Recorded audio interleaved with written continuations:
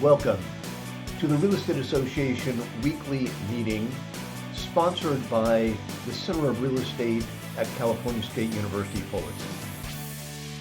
So we're going to go ahead and get started here. I'm very excited for today's speaker. We have Mel Wagstaff here. He came and spoke with us last semester as well.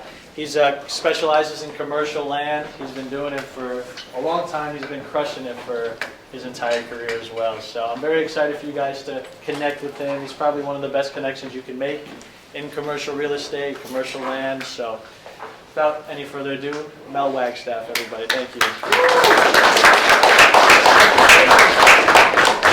You read that just like I wrote it. Thank you very much. That was great. Yeah, I like Steve, right? Alex. Like Alex said, I'm a commercial real estate broker. I specialize in land. We were fortunate enough to have Greg Maddox Greg Herger as a feature speaker at a big event we did at the Hilton last year, and so I got to know him a little bit, and he asked me to come out and speak. So I'm happy to be here.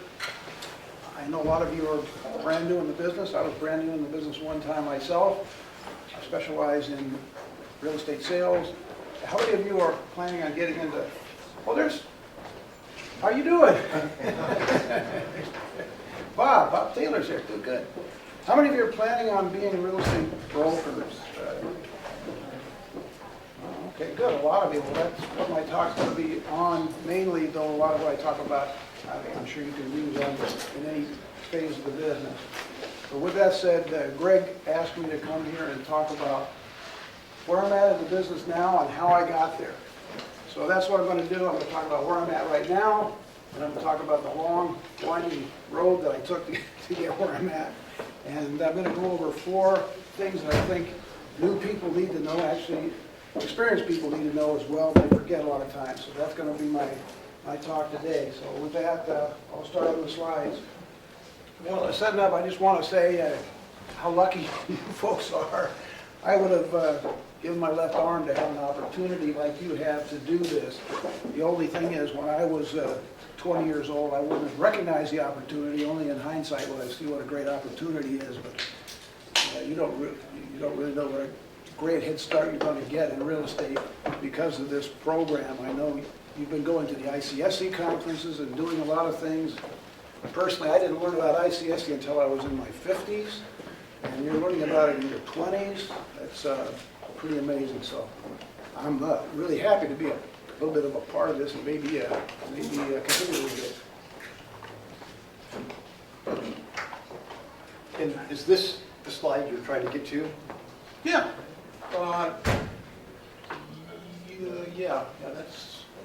That is the slides. Yeah. Now I'm just going to figure out how to get it to the right size. There we go.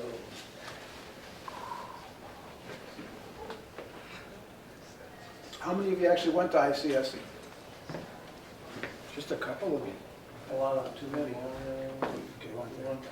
Yeah, for me, that's like the Super Bowl or the World Series going to the ICSC. And I hope a lot of you get a chance to go do that. ICSC stands for International Council of Shopping Centers. For those of you who don't know what it is, and they get together twice a year. Actually, they're getting together next week in Palm Springs, and all of the big decision makers are there, and all the folks with properties and spaces for lease are there. So it's a really big deal. I'll be talking a little bit about it. All right. I think I'm going to manually move you through. Whenever you want to go a slide, just tell me. Oh, really? Okay. All right. We'll start with this. I'm going to skip the cat today, but go to the third one. There we go. So I can watch it on the screen, huh? Yes. All right. Let me from right here as well. So my talk today is going to be a brief history of my major learning moments throughout my career, and my aha moments and my hot stove moments. Hot stove moments are the moments where a cat gets on a hot stove, he learns a lesson real quick. But in this business, you're going to have a lot of hot stove moments as well as aha moments, good moments, and hopefully I can give you some ideas so you can avoid some of those hot stove moments.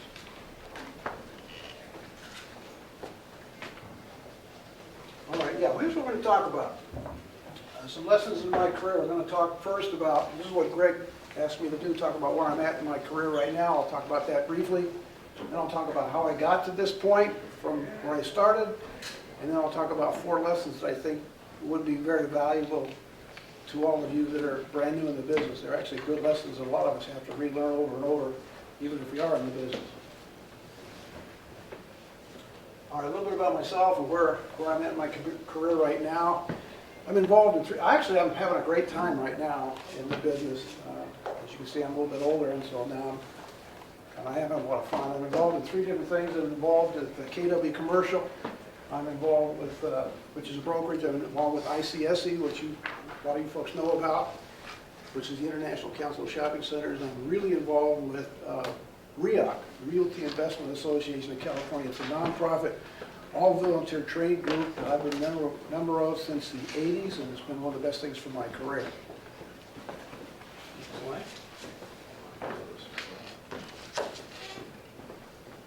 There we go. Okay.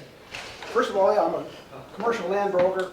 Primarily, I work with landowners who want to sell their property, and the people we're selling the property to primarily are developers that are going to be building anything from a housing tract to a shopping center or whatever.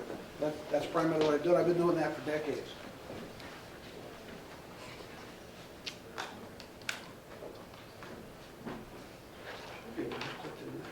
Yeah, It's not. it's not exactly. Yeah. And if it doesn't, I don't need it necessarily, but it'd be nice. Let's see if that. Okay, no, there's not one before. Okay, this is the way I lined it up. The second thing that I'm involved in, besides being a broker, like I said, I'm involved with REA, Realty Investment Association, that trade group. We've got a lot of members. The group itself doesn't make any money. It's a nonprofit, but we certainly help a lot of our members make a lot of money by doing a lot of different things. Every 4th Tuesday, we have sort of a live LoopNet. How many of you are familiar with LoopNet? You know what LoopNet is? LoopNet's like the commercial MLS, if you're going to have multiple listing service where properties are put on the internet or whatever. We do it sort of live. We have about $100 million worth of property promoted every 4th Tuesday on our call. But one thing we're doing right now, which is really big, is REAC is going to have a booth at the ICSE conference, which is coming up next week. That's going to be in Palm Springs. There's 2 big conferences a year, some of you know about it.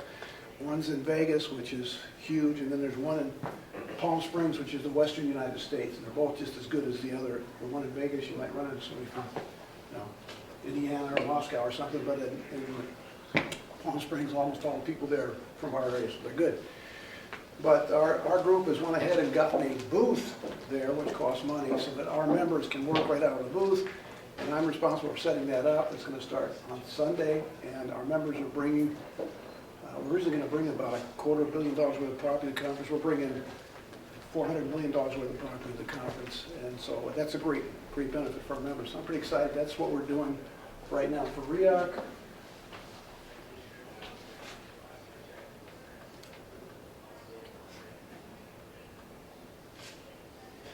And the other thing, I was talking with somebody here that remember the last time I was here, we were talking about an event we were doing in Murrieta. Another thing that our group does, and I do, is at the ICSE conferences, the cities go there so they can talk about all the opportunities in their city to developers and retailers. They want to bring retailers into their city so they get sales tax and that type of thing. And over here at REA, we've kind of flipped the switch for them. Instead of them having to go to the conferences, we bring the people to them. And the last one that we did that we were talking about last time is we did it from Murrieta, and we had 300 people come in, the brokers, the developers, the retailers, and that type of thing. So that's what we did. We're going to be doing that again shortly. Okay, next slide. So I'm going to talk now. That's what I'm doing right now. I'm going to talk about my history and how I got to where I'm at. And Greg, if you scroll up to the top of the slide. I started out quite a while ago doing Fuller Brush sales. Probably none of you have ever heard of the Fuller Brush Man. Bob's heard of it, I'm sure, the Fuller Brush Man, but I was a Fuller Brush Man. Fuller Brush Man, it was a long time ago, we used to sell brushes door to door, and that's how we made a living, and I did that for quite a while. So selling brushes door to door, it wasn't a bad job. So I did that for quite a while, and actually I learned a lot of things that I'm actually using now from that. we're not going to talk too much about that in this session here, but I did learn a lot from these are the different milestones in my life. The next thing I went from the Fuller Brush sales, did it for a number of years, is I got into, go back, I'll scroll down a little bit there, yeah. I got a job at Woodhaven Lakes. Woodhaven Lakes is one of those places where they sell those vacation campsites and that type of thing. The way it works is people get a little letter in the mail, say, come up and get your free gift, and they come up and then we sell them a campsite, or we sell them a timeshare or whatever. So I did that for quite a while. I learned a lot of really good sales things from that as well. Did that for a number of years, and then the big event of my life, I was working at the San Clemente Inn, selling timeshare at San Clemente Inn, when I got engaged and I got married. Once I got married, I realized I couldn't be running all over the country selling timeshare and things like that. I had to get a real job, and I kind of liked real estate. And timeshare was kind of real estate. So I started my first regular real estate job. I got a job at Homeworld. Here, this was in the 80s. Homeworld was a brokerage that specialized in working with buyers. First time on buyers in Orange County primarily. Started with them. They would put ads in the paper and people would come in and we'd take them out and show them property. Give you an idea how long ago that was. The first house I sold was for $84,500. $84,500. And it was a 2-page contract. Right now the contracts are like 40 pages. It's ridiculous. We had a 2-page contract. It was simple, 8.5 by 11, wasn't even legal size, just fill in the blanks. And I managed to screw it up. But the people still bought the property. And things went from there. So I worked for there quite a while, and it was good. But then I had an opportunity to work for Century 21. A lot of you heard of Century 21. I went to work for Century 21. I worked there for a number of years. After that, I heard about this REA group, which I'm still involved in, which I was talking about. And that was a life changer for me. That helped me get into commercial real estate. So I worked for REA for a while, and then I really wanted, I didn't work for a while, but yeah, I was with them. And I wanted to get in more into commercial. Then I got in with the CB Commercial Real Estate, started selling apartments and land. And then The Big Short hit. A lot of you are familiar with the movie The Big Short. Well, I lived through that, and actually there's a lot of big shorts in this business, just so you know. We'll talk about it a little bit. It's not all up. It's not all up. It goes up and down, and you have to be prepared for that. But anyway, I went through The Big Short and learned a lot of lessons from The Big Short. And then after that, I heard about ICSC strictly by coincidence, by chance. And it was really a life changer. I was in my 50s, and you're learning about ICSC in your 20s. It's a great opportunity for you. So I learned about ICSC, got involved with ICSC. Then I went over to work for Sperry Commercial, which is a big commercial brokerage firm. And then from there, I went over to KW Commercial, where I'm at right now. So that's kind of my history of how I got to where I'm at. So Mel, before you go off of that, you got a unique experience in that you've been in the residential side and the commercial side. Why don't you talk to Louis about the differences between those? Yeah, I'd love to talk about that because they got this mystique out there. I've done both. And the commercial guys say, we're a lot more sophisticated. We're a lot smarter than the residential guys. I got to tell you, it's all the same. It's all a prospecting business. It's all a working business. It's all a sales business. It's all a relationship business. The only difference between, well, there's some differences, but the main difference is one is your product type is houses, the other is land or shopping center or whatever. But if you can be good at one, you can be good at the other. And don't anybody tell you any different. I've seen some really sharp residential people, and I've seen some really dumb commercial people. So, just to be honest with you, the numbers are bigger in the commercial. And it's nice. I like it a lot better than the houses. The houses can drive you crazy. The houses, people expect you to be working every day, 24 hours a day. Commercially, they tend to give you a little more slack. You can have weekends off, things like that. I don't know if that's the answer you're looking for, but that's the answer. People in this room are debating. Some of them are interested in commercial, some are residential. So it's always good to hear the perspectives. Yeah, I'll tell you that I did the residential for a long time. The residential has a lot of competition, mainly because it's easier to get into, and people think, well, I can't sell a shopping center, but I can sell a house. So let me get into selling a house. So there's a lot of competition. So you have to be good if you want to be in the business of selling. You have to be good, whether you're doing commercial or you're doing houses, but I would take commercial over houses. Okay? Next thing I want to talk about, which is, I hope I'm bringing some value to all of you, what Greg and Bob are doing. This is incredible, this program. I'm glad to be part of it. I just want to go over 4 things that I think you folks can use in your business to be successful, get off to a faster start than a lot of people did like me. All right, so we'll talk about that. First thing is to specialize. In this business, when you get a real estate broker's license, they're actually not doing you a favor. They say you can sell anything anywhere. You can sell timeshare, you can sell business opportunities, you can sell houses in Anaheim, you can sell shopping centers in San Francisco, you can sell whatever you want. And it's almost like being a kid in a candy store if you're brand new. You know, I was the same way, and most people get in the business are. They want to do everything.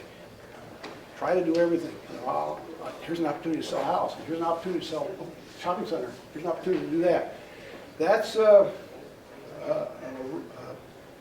that'll lead you to success, to failure, if that's what you do, because you're too spread out and you'll never really make it. If you want to make it in this business, no matter what you're looking at, whether it's houses or shopping centers or land like I do or whatever, it's not easy to just go out there and do it, because you're competing with other people in the business that are specialists.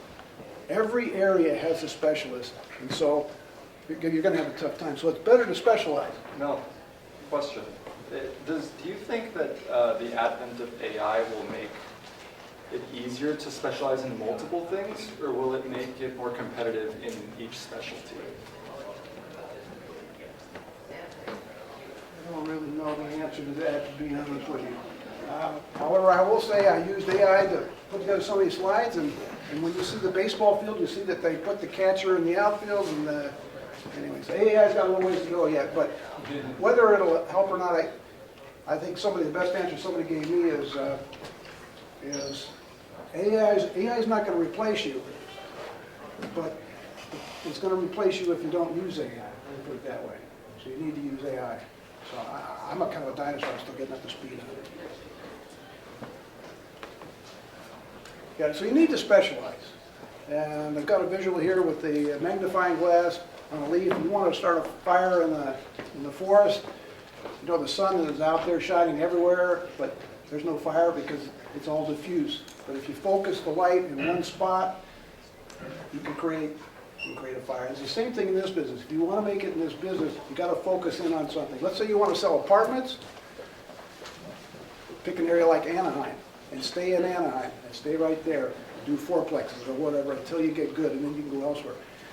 That's the way to do it. I'm going to show you a really good example of that. I've been doing this for a long time, and I've met a lot of people that are a lot more successful than me that I've sold property for that did really well. It's amazing how many people come over this country with nothing, and they just do great.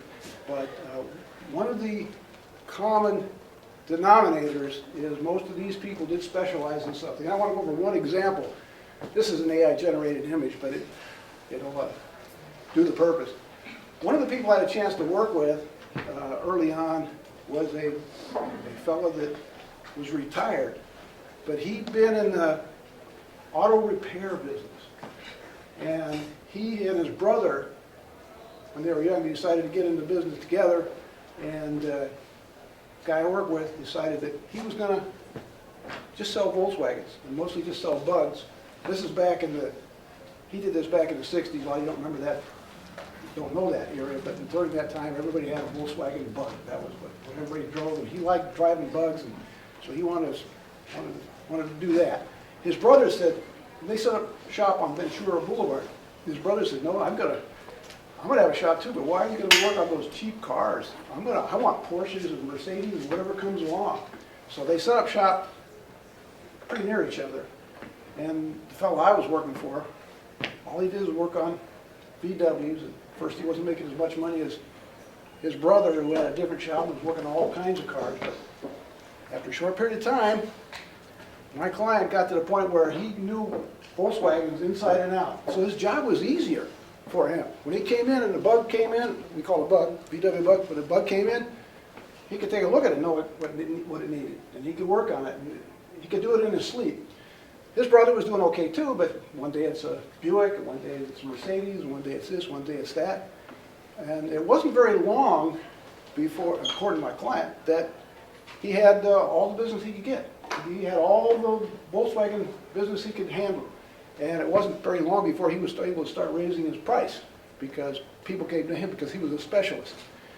His brother, on the other hand, was still working with anybody and everybody. And as it ended up, when I met my client, he was retired and he owned a lot of property. He ended up buying different commercial corners and things like that with all the money he made, and he retired from the business. His brother was still out there doing that auto repair. So that's the same thing in just about any business. It's better to specialize. And if you do specialize, this is kind of how your route to success will be right here.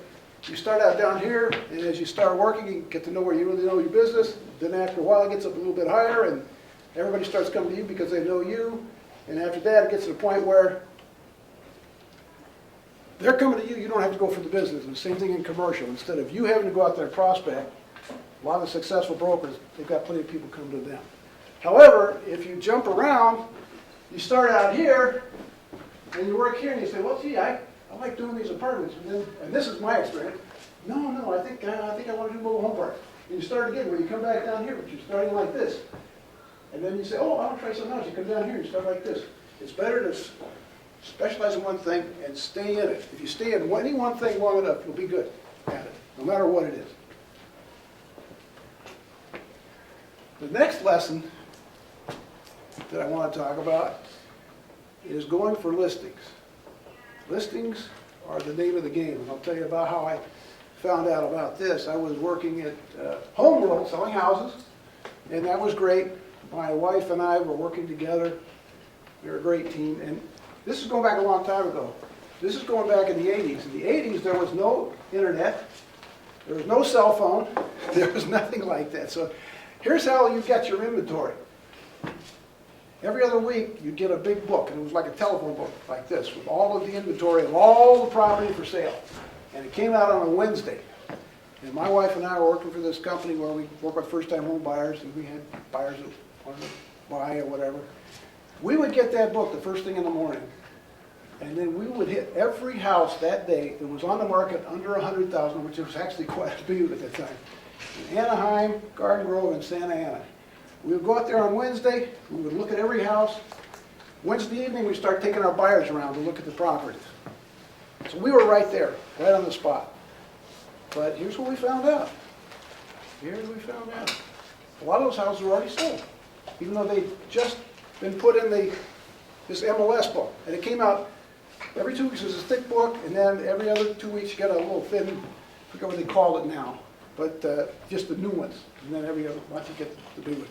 But we would be going out there and showing our property, a lot of them sold. And then the other ones that were not sold, that our buyers wanted to make an offer on, when we showed up with our offer, we were usually one of 10 or 15 people that we were competing with, because there's other brokers out there also with buyers. And we did this for a while. We made money, and we did good. But I remember going on a couple appointments where the manager of the Century 21 was at the listing appointments too with the broker, not listing appointments, but the presentation, just sitting there. I didn't know why, but he was there. And then after the second time, the third time I went, he said to me, he said, you know, you need to come work for Century 21. We need to recruit you. He said, you're working too hard. And that's the second time in my career that I heard that. You're working too hard. So I said, well, what do you mean? He says, well, listings is the name of the game. So I want to show you why that is. If you go to the next slide. Here's some of the advantages of working with listings rather than working. By the way, when you get into business, if you want to work with a buyer, there are a dime a dozen, there's a million of them out there. It's easy to have buyers. Every buyer wants to go out with you. So when you're thinking is, oh my God, I've got a buyer in the car, and they want to go buy this apartment building. They want to look at apartment buildings. I'm going to be close to a paycheck. Actually, you're probably not. Buyers are easy to get. Getting listings is a little bit harder. However, when you figure out all the time you spent running around with buyers or working on getting the listings, you're going to make a lot more money going for the listings. And here's why. First of all, you have a much higher chance of getting paid.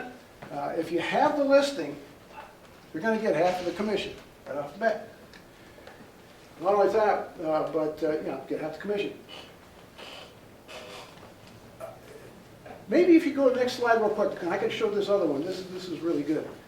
This is a blackjack dealer.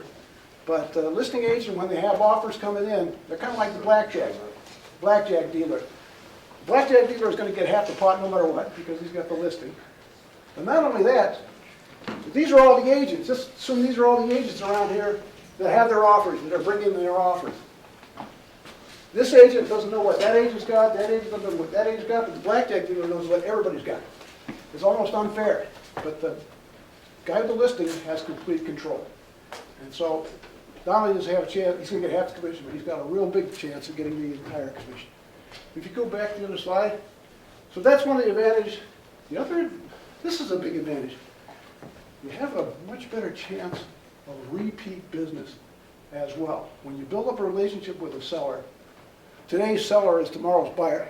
In our business, the commercial business, many sellers have many properties. So once you've done one, you have a chance of getting a lot of others. When you're working with a buyer, it's usually one deal and you're done. And that's it. And this is a relationship business, by the way. Now, and you have a much higher chance of getting listings. The listing brokers that sell the property, they have the opportunity to tell everybody else, let's say you're selling houses. You sell one house in the neighborhood, you have the chance to go out and let all the other people in the neighborhood know that you sold that house, so you can get a reputation or whatever. The buyer's broker doesn't really have that much chance to do that, so you get a chance to get a lot more listings. And when you've been doing it a long time, you get the listings, and this is a big one, we'll talk about it later, the buyers start coming to you. If you want to work with buyers, be a listing agent, because all the buyers are going to come to you. Why do you think a buyer would rather work with a listing agent than work with another agent? Anybody got any ideas? Okay, I'll tell you why. If you're a buyer and you have a chance to work with some agent who's not got the listing, or you have a chance to work with the listing agent, in your mind you're thinking, I'm going to get a better deal if I can work directly with the listing agent. Or at least I got a better chance of getting the property if I'm working directly with a listing agent. So if you want to get buyers, be a listing agent. You'll have more buyers than you can handle.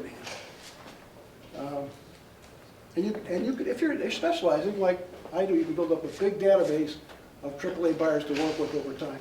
So that's some of the advantages of being a listing agent. Let's see, is that the next? You got poker before. Yeah, okay, that is the next one. Okay. All right, so let's say I've convinced you that you want to become a listing agent rather than a buyer's agent. Now to be a listing agent, you have to go out there and get somebody to give you a listing. So typically there's a lot of different ways to prospect. It's a prospecting business. I can talk about that later, but just the generic way is to pick up the phone and make the phone call to call somebody. That's the basic way of doing it. And what most brokers do that realize that this is the way to go is they'll pick up the phone and they'll start talking, and they will call 1,000 people. And then they'll call 2,000 people. And then they'll call 3,000 people, and with no results. And here's why. This is a relationship here, but first I want to show you this. If you do make that first call, the chances of you getting a listing appointment is about 1%. Chances of somebody saying, yeah, come on out and talk to me about listing my property, it's very low. And 100% of people making the call. And this, by the way, doesn't have to do just with real estate. It has to do with all types of sales. Let's say you go ahead and make the second call. You weren't disappointed, you go ahead and call the same, we're talking about call the same person, not calling other people. So you make that second call, and now your odds have gone up to about 2%. Still not very good. But what's happened is only 50% of the people actually make a second call.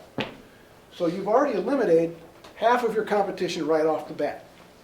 Let's say you make a third call. Okay, you make a third call, your odds have gone up. You talk to somebody, the chance of you talking to somebody the third time and they say, come out and give me a listing presentation, has gone up to about 4%.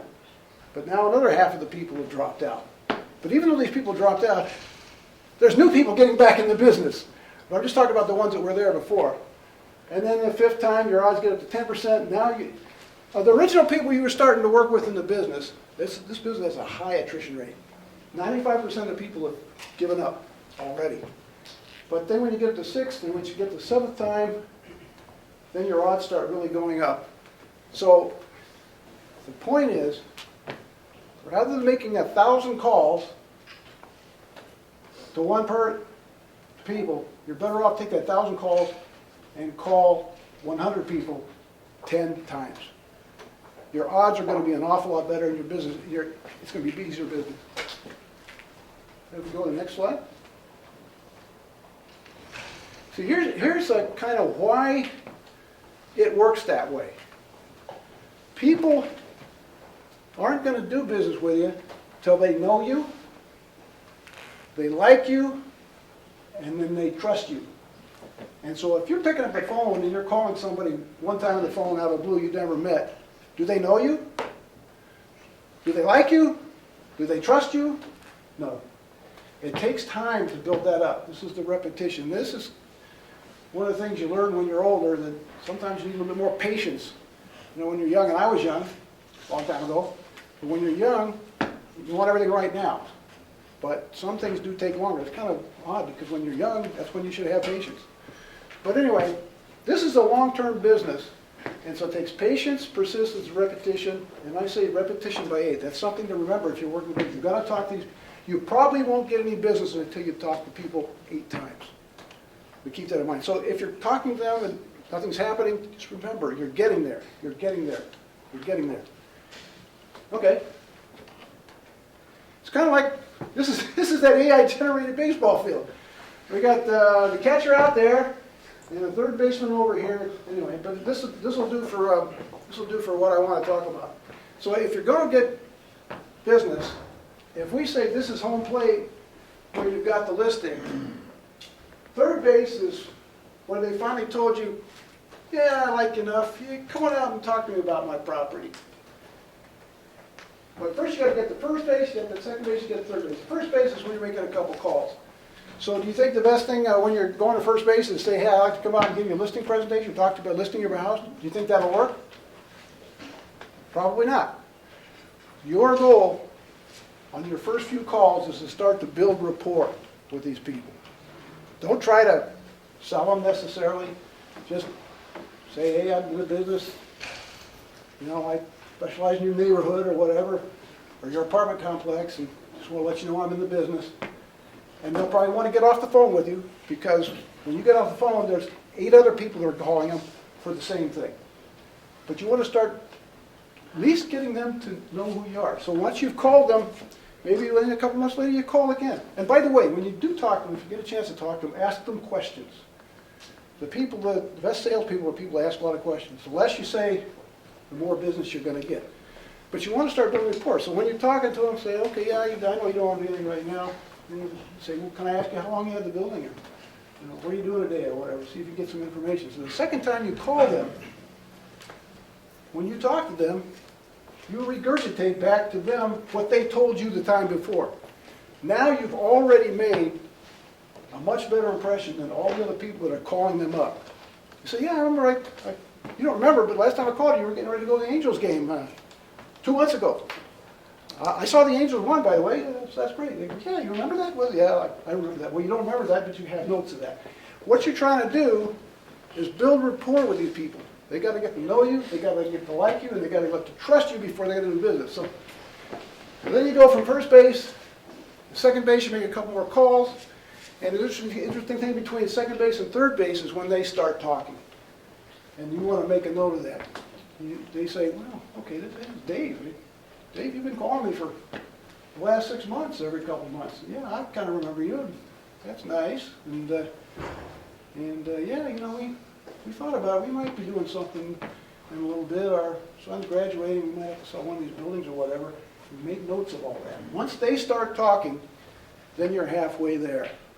So they start talking. And then, of course, you remember that, so you can use that when you talk to them later on. So anyway, you get the first base, second base, third base, and once you get to third base, that's when they say, yeah, all right, come on out and talk to me. And that's when you have to use your sales techniques to talk to them about what you can do for them to sell their property. And by the way, just so you know, in this business, I call them the suits. No offense to anybody who's got a suit, but on the commercial real estate, when somebody shows up for a listing presentation, here's a typical listing presentation. We're with the biggest and the best.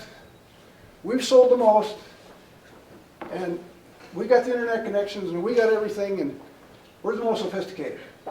And they got a big, thick binder, and analyzing their property 10 ways from Sunday.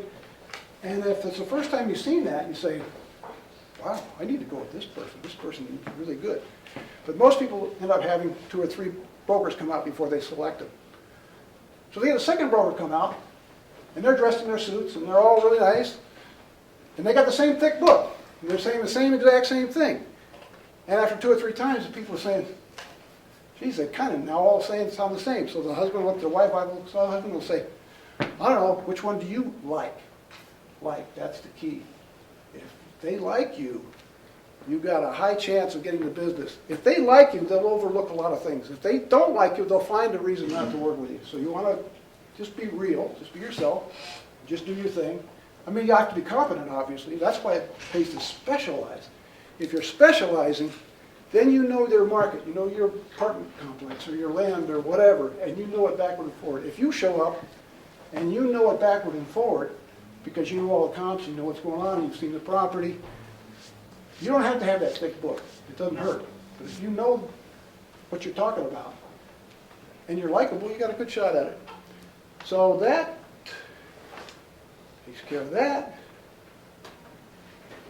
I want to get just one example. I mean, I've been in business a long time. I'll just give you kind of one real life example of how that worked. Any of you familiar with the Source in Buena Park? Somebody familiar with the Source? I did that deal a long time ago, but the guy that owned it was a guy named Jimmy Hargy. This is the property right here. He didn't own all of it, but he owned the biggest piece of it right there. And one of the things I'm not talking about now, the best thing you can do is just show up at people's house, at their business, when they're talking about the property. It's amazing how successful that is. But first time I showed up to see Jimmy's place, he owned a big restaurant, Mexican restaurant in Long Beach. And I showed up, walked in, and said, hi, I'm Mr. Hargy, I'm a land broker, and I'd like to sell your land. The other thing I work on is I get a lot of listings for this ICSC conference we're talking about. It's part of my whole business. I said, well, we got that coming up in May, and I'd like to represent you. Never met me, but I'd like to represent you. He said, you know what time it is? I said, it's about 12:30. He says, you know what the business I'm in? And you're showing up here at 12:30 on the lunch day? He says, I have calls all the time from you brokers all the time. I've never had a guy just actually show up. He showed me the door. Okay, well, that's fine. But did he know me? Okay, now he knows me. A year later, I came back again. By the way, he listed with some other broker. Came back a year later, same thing, walked in. I didn't walk in at lunchtime, but I walked in to talk to him. He was a little bit friendlier this time, but he was still kind of gruff. But he didn't want to do anything. He says, besides, I got this other broker. And I do this on a lot of properties, not just one, but it's kind of a routine I do. And then the third year, I walked in and did the same thing. And this time, he's a little more friendly. He says, you want a beer? At a bar. I said, yeah. He says, have a beer. And so I had a beer. I thought I was going to get to talk to him. Well, he didn't come back. I had my beer and I left. You know. But the 4th year, I went. By the way, I'm not just going to see him. I've seen a lot of people that whole route. 4th year, I went back to see him. He says, I thought you'd be back. I was kind of waiting for you. He says, okay, come in. Tell me what you can do. He says, I'm not going to go through the whole thing, but he told me why he didn't like the other brokers and everything. And I got the listing. But it was because of the repetition. You have to know, like, and trust, and you got to keep going back over and over. So that was one of the transactions. And by the way, just a side thing on this transaction, another transaction, when I got the listing on the property, once again, when you're a listing agent, you have control, and all the buyers come to you. I took it to the ICSC conference, And we got some offers from the ICSC conference, but we got a lot of other offers too. We ended up with 18 offers. I tried to go camping with my son at the beach, and a couple developers came down to bring an offer to me at the beach. That's how it is if you're the listing agent sometimes. But the advantage was I then had a lot of other really good buyers, developers that I could work with over time from that. So that's just one of the reasons why it pays to be a listing agent. Plus I had the bragging rights for this. I got to talk to all the other landowners and say I was the seller. Normally we sell them ourselves. This was a Korean group that came in and they had their own broker, and that's fine. That broker sold that deal, representing the buyer, but that's the last anybody heard of from him. He was a nice guy, but for me, I'm able to keep talking about how I sold this property. I get the credit, the buyer's brokers don't usually get the credit. So I pay, that's the reason why it pays to be a listing agent. Next slide. Well, this is what was built there. This is what was built there later on. And a lot of you know the source. There's some other stories about the source, but I won't go into that right now. The last lesson I want to talk about is partnering up. I think this is really important. A lot of people don't want to partner up. They get a chance to get a big deal and they want to do it themselves. Why do you think that is? I'll tell you why it is. They want to keep the commission for themselves. They want to keep all the money. That's about the most short-sighted thing you can do, especially for you folks. There's a lot of advantages to partnering up. If you go to the next slide, I'll show some of the advantages.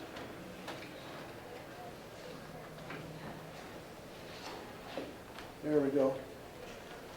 Number one, when you have a partner, by the way, I have partners in every one of my deals. I wouldn't do it any other way. If you have a partner, and it's a good partner, 2 people can do 3 people's work. It's great. If you have a bad partner, you got 1 person doing 2 people's work. If you got a good partner, 2 people can do 3, because you can be more played. A good example of that is when you go to ICSC. If you go with a partner and you have a lot of appointments, if one's running late, your partner can cover for you, and so on. But there's many reasons why it pays to have a partner share the work, but there's a lot of other benefits as well. And one of them is sharing the ideas. I'm in the business for a long time, so a lot of people want to partner with me because I specialize in land and they don't do land or whatever. And so I'm happy to partner with them, and it's amazing how much I learn from those other people. I mean, they're learning from me and I'm learning from them, but when you're working with a partner, you can learn ideas, you can compare notes and so on. And the more people you're working with, the more ideas you're going to get. So you can share ideas, and you can also share the joy of success. It's nice when you close a deal and you're sharing it with somebody else. You got that. But 2 of the biggest advantages, I think, for you folks is it's a much quicker learning curve. You're new, so you're learning, but if you're working with partners, whether it's a mentor or somebody who's more successful, or even amongst each other, you get up that learning curve a lot quicker as far as learning the business. So it's good to partner up. Probably the biggest reason, though, in my opinion, is you're new in the business, and it can be intimidating to walk in and run to a guy like a Jimmy like I had or whatever. If you're by yourself, it's a little scary. In fact, it might scare you enough that you don't even actually do it, and that'd be the worst thing. But if you got a partner with you, it just takes the pressure off. I mean, if something goes bad, they're looking at both of you. They're not looking at one of you. So it gives you confidence, and it gives me confidence actually as well. And I've been doing it for a long time. So I think it's important to partner up. You're able to work more transactions, and you're also able to work different types of transactions. And if you're new in the business and you've got the same urge like a lot of us, like, I want to do this, and I want to do that, and I want to do that, you can do that, but stay focused on your one product type. But if you have a chance to sell a shopping center and you don't do shopping centers, just partner up with somebody that does do shopping centers. You're going to learn more by doing that than you're going to get by trying to do it yourself. Probably fail. If you make it, you make a commission, but if you partner up, you're going to learn a whole lot more. So that's the 4 lessons I wanted to talk about. Specialize, focus on listings, repetition, talk to people at least 8 times, don't give up, and then partner up. And that's about it. Other than that, here's my contact information. Bob knows me, Greg knows me, I'm a member of ICSC. And by the way, just another thing here, I've talked to the ICSC, not the ICSC, but the REA folks, the member of the trade group. They'll give you all a 1-year membership if you want, for 1 year. We'd love to have some young blood. Still do this, but we'll welcome you on our calls. And so we have Zoom calls every Tuesday morning. But anybody, Bill, why don't you tell us about your Tuesday morning calls, or the Oh, events? okay, I'd love to talk about that. Realtor's been around since the 60s, so they've been around a long time, and their motto is success through cooperation. I wasn't with them when they started, but they started in Orange County, and it did really well. It was great for commercial brokers, people who were learning. Actually, I was with Century 21. I heard about REAC. I started going to some of the meetings, and I was able to get into commercial real estate because of that. When COVID hit, the group was actually getting pretty tired. When COVID hit, we decided to switch to Zoom, and it was a lifesaver for us. That was one of the best things that ever happened because we decided to go on Zoom. We have meetings every Tuesday, and on the first and third Tuesdays, we had these great interviews. A guy named Nick Lieberman does these fabulous interviews with movers and shakers from the industry. But because we're on Zoom, we have people from all over the country on there talking about what they do. So they're great. And then this is something you folks might be interested in, on the second Tuesday of the month, we have our best practices session. And we have a lady named Roxy Klein that runs that. She used to be the president of Acres. She's our member. And the best practice is mainly for brokers. And they bring in people on Zoom from all over the country. People are making 7 figures. And they talk about what made them successful. And see, these are people, our motto is success with cooperation. These are people who are not afraid to give out what they know because they know it's not going to hurt them. You know, there's some people who think, well, I got to keep it all myself. And these people aren't like that. So on the second Tuesday, we do that every month. That's the best practices. And then on the fourth Tuesday, something we started doing, I think I mentioned it before, a lot of you are not familiar with LoopNet, but LoopNet is the way properties are marketed now. CoStar and LoopNet and Crexy, they're all really good. All the properties are online and you can see them.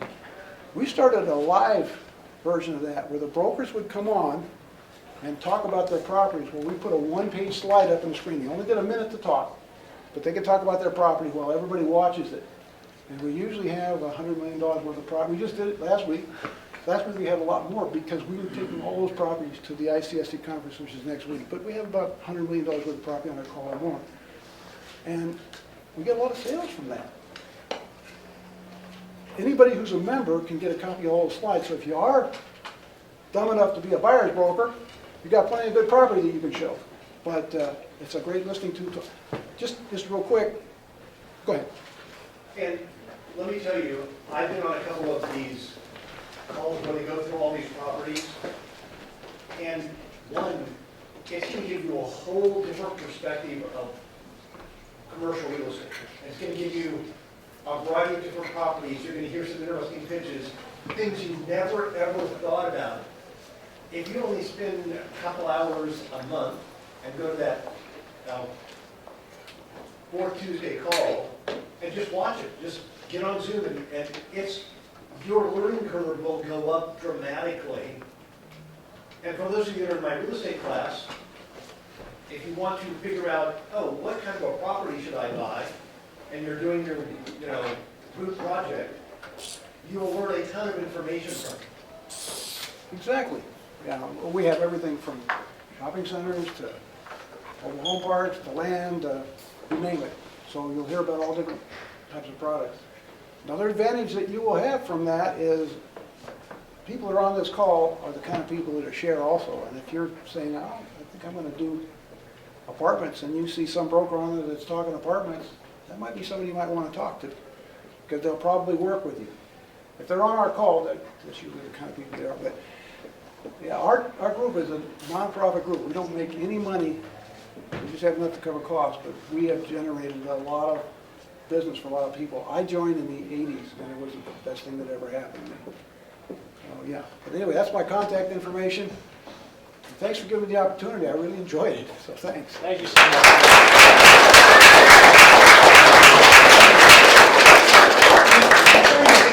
Any questions for Mel? Yeah, any questions? Samuel. Yeah, so I agree with you that being a listing agent is probably more successful. It brings more success, but have you ever tried representing both sides, like a new agent? Yes, and we do. And this is one of the few businesses where you can do that. You can't do that if you're an attorney, you can't do that in a lot of different things, but you can still represent both sides as a real estate broker. You need to be careful, but it can be done. And I do. Here's one of the advantages of being a listing agent. A lot of time you do double in both sides. And the main thing is to just be completely transparent. And document it. Completely transparent and document it. And I've never had a problem, but that's how you do it. So I'm a real estate agent right now, and I'm trying to get my first clientele. What would be the best way to actually get my first one? Yeah, your first what? My first clients. The first client. Do you have a specialty first of all, or no? Just home buyers and sellers. Okay, so you're going to work with homes? Yes. Let's just say you're working home. You can advertise on the internet, that's not the best way. Here's the absolute best way. Get out there, take a neighborhood, if you want to work, and start knocking on those doors. Let me tell you, that sounds hokey and sounds good, and that is the best thing you can do is go out there and start talking to people. That would be the first thing that I would do. What office do you work at? I work at Home Smart Fullerton in the two towers. The other thing you could do is partner up with somebody. Find another agent who's successful, tell them, I'll carry your suitcase. Well, mine was carry your suitcase, now it's carry your iPad, whatever. And work with a mentor. So that's one way. But if it was me, the first thing I'd be doing is just go down the street till I found somebody I want to talk to. Would you have a script prepared already? You know what? It's really simple. It's really simple. You don't have to have big sales things. Just say, you said, I'm brand new in the business. And I'm specialized in this business. I want to introduce myself. My name is Alan, and here's my card if you're ever thinking about doing anything. That's it. That's it. They'll start talking to you if they want to talk to you. But you've got to go through that neighborhood now a few times. But once you've gone through that neighborhood, they'll start talking to you. You don't need to be a closer. You don't need to have any fancy pitch. It doesn't work anyway. Just the more doors you hit, the more people you call, the better your chance of success. Just get out there and do it. Yeah. It's a simple business, but it's not an easy business because most people can't do that or won't do that. But it's a very simple business to keep it simple. You want them to know you first, and kind of like you, and then after that they'll trust you, and then you start doing business. It takes some time. But if you partner up with some of the other people, they'll give you all the buyers you want. They got all kinds of buyers. If they're smart, they're working on the listings. So you can have plenty of buyers. There are ways to use the buyers as well. There's a good way to use the buyers. Let's say you've got a buyer and he likes a particular neighborhood, he looks at a house, say, and then he didn't buy that house, but he's a good buyer. Now you go through the neighborhood and say, I just want you to know I've got a buyer that really wants to buy a new neighborhood. Well, I've got a buyer that wants to buy the apartment building you got to look in that area. So I'm not here to get a listing, but if you're thinking about selling, I've got a buyer. So that's how you use buyers use you. This is how you use buyers. The whole key is to get to the sellers. That's what the money is. And Mel, the question I know that they're all wondering is, how much money do you make? Being a land broker, it varies a lot. Because my deals take 18 months to close usually. It's just, I don't recommend anybody, but if I can do really good in a year and not make any money, and next year not doing much, I make a lot of money. And that's one of the lessons I can talk about some other time. My wife and I learned that, so we know how to handle that now. But the last few years, this year is not that good of a year. So far I've made $140,000, not much, and I've got a few more deals in the hopper that are going to close. Last year I made over $500,000. The year before that I made over $500,000. The year before that maybe $300,000. But it goes up and down. But that's one of the other lessons in this business. I talked about the Big Short. One of the things you want to do is if you have a good year, don't go spending all that money. Really, don't go spending all that money because they're not always good. But the down market is where you can really be successful if you know what you're doing. There's a couple ways on that. But first of all, I've been through a lot of down markets. When the down market hits, what is it, Warren Buffett said, you can tell, when the tide goes out, you can see who's swimming naked, right? And that's a good saying, and that's what it is. The people that have been out there buying the Lexus and the Mercedes and doing this and doing that and spending every money and our money and so on, when the tide goes out, you can't give it away. I can remember when land went to zero. In other words, what I'm saying is, if I were to give a developer a piece of property and he were to build something on it, he couldn't sell it for what he's got into it. Grant called me with this type of thing as well. When it goes up and it goes down, where am I going with it? What were we talking about? Save your money when the good times are. Yeah, but what were we talking about before that? No, but anyway, yeah, okay. I don't know what the original question was, but. So what the original question was? Oh, how much money? Oh, yeah, okay, how much money you make? How much money you make, yeah, so, times can be good and times can be bad, but save your money, don't go spending it, because it's not always good times in this business. I can remember good times a long time ago, and my partners were lighting cigars with $100 bills. I never did that, but that's what they were doing, you know. A lot of them are not in the business anymore, because they couldn't handle the downturn, so, yeah. It's a rough and tumble business. Just know it. All right, thank you very much, Mel.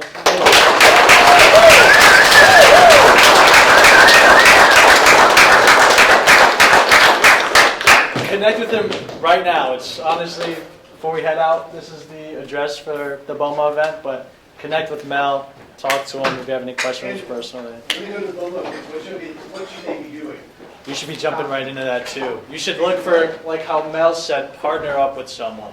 And there's going to be a ton of people there. I think there's 400 people there, so there's going to be a lot of people for everyone. Make sure you grab all your business cards and name tags because we have them up here.